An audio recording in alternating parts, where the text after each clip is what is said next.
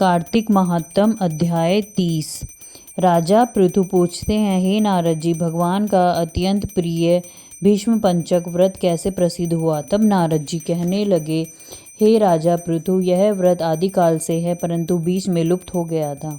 फिर यह कैसे प्रसिद्ध हुआ, सो कथा हम तुमसे कहते हैं, सुनो। श्री कृष्ण जी ने भीष्म जी से इस व्रत का वृत्तांत कहा।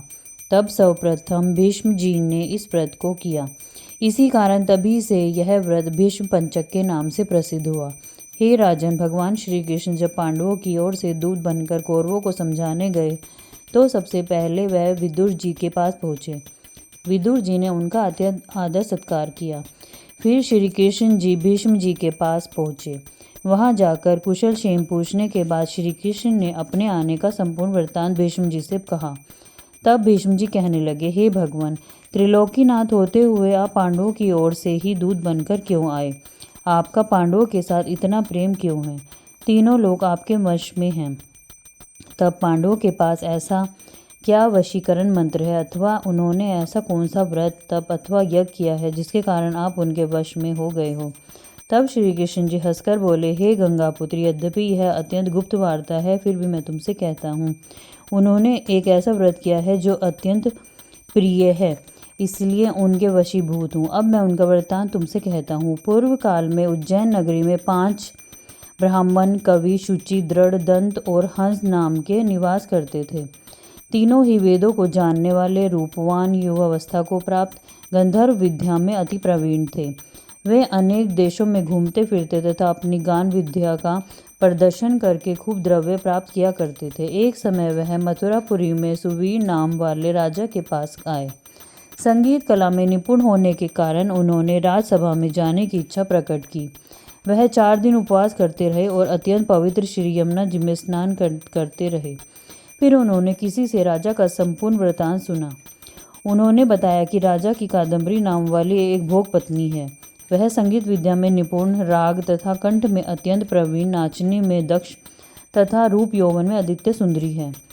वह प्रतिदिन एकांत में राजा के सामने नृत्य करती तथा गाया करती थी। ऐसा सुनकर वे ऐसे स्थान पर जाकर खड़े हो गए जहाँ से नृत्य तथा ताल का शब्द सुनाई पड़ता था। फिर राजा के पास आने जाने वालों के समीप जाकर कहने लगे, बड़े ही दुख की बात है कि राजा के पास नृत्य कला का जानने वाला कोई नहीं है। वीणा में 2 तार ढीले हैं, तार बराबर नहीं है, बाजे में नृत्य शुद्ध नहीं है। इसी प्रकार की बातें वह प्रत्येक से कहते रहे।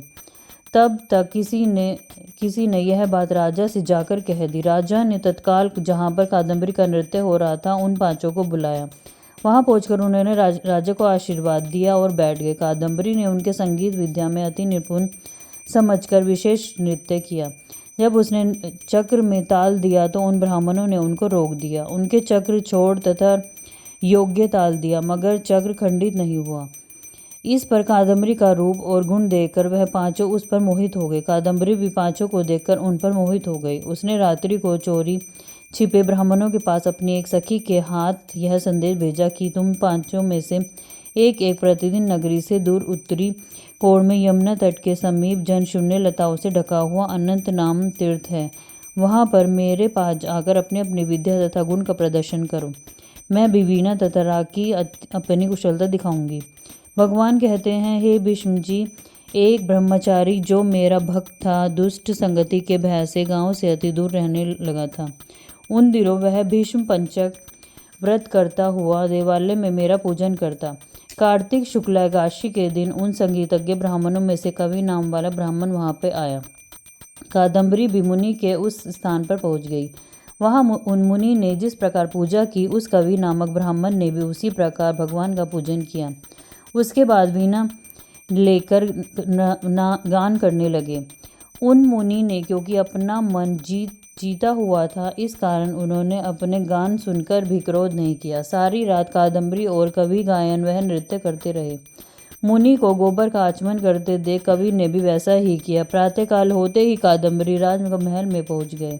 मुनि की संगति से उनके समस्त पाप दूर हो गए। इस कारण द्वादशी के दिन कवि अपना समस्त द्रव्य दान करके विरक्त हो गए। दूसरे दिन शुचि आया। उसने भी कादम्बरी के साथ रात्रि भर नृत्य गायन किया और मुनि की भांति हमारा पूजन करके गौमूत्र का आचमन किया। फिर प्रातःकाल होते ही वह अपनी धनादि दान करके विरक्त हो गया। उसने निश्चय किया कि जिस दिन जिस प्रकार कादम्बरी के नृत्य गायन व रूप को देखकर मुनि का मन चलायमान नहीं हुआ, उसी प्रकार मुझे भी अपने मन में वश में करना चाहिए। त्रयोदशी के दिन दृढ़ नाम वाला ब्राह्मण कादम्बरी से मिलने आया और नृत्य गायन करने के बाद मुनि की तरह पूजन व गो का दूध पीकर विरक्त होकर चला गया।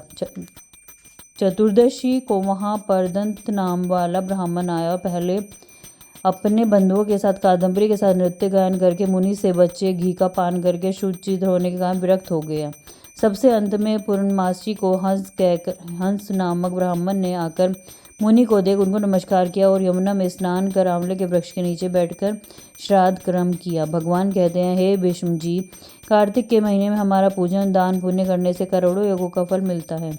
अतएव हंस नामक वह ब्राह्मण सत्संग पूजन मुनि के बचे हुए दही का पान कर विरक्त हो गया और अपना सब धन दान देकर तीर्थ यात्रा को चला गया। उधर राजा ने मंदिर में कादम्बरी के जाने का समाचार सुनकर उसे महल में बंद कर दिया, जिससे वह मंदिर न जा सकी। कार्तिक मास में हमारे सामने नृत्य गान करने के कारण वही कादम्बरी द्रौपदी हुई तथा हंस नाम वाला एक ब्राह्मण आंवले के पेड़ के नीचे श्रद्धा करने से युधिष्ठिर हुआ। एकादशी के जागरण के कारण कवि अर्जुन, शुचि, सहदेव, दंत, नकुल, दृढ़ नाम वाला पराक्रमी भीम हुआ। हे भीष्म जी, वस्तुतः इस व्रत के प्रभाव से ही मैं पांडवों के वशीभूत हूँ। अब तुम्हारे द्वारा यह पंचक व्रत किए जाने से यह तुम्हारे नाम से ही विख्यात हो गया, अर्थात भीष्म पंचक व्रत कहलाएगा। इस व्रत के अंत में ब्राह्मणों को भोजन कराकर यथाशक्ति दान दक्षिणा देनी चाहिए। बोल विष्णु भगवान की जय।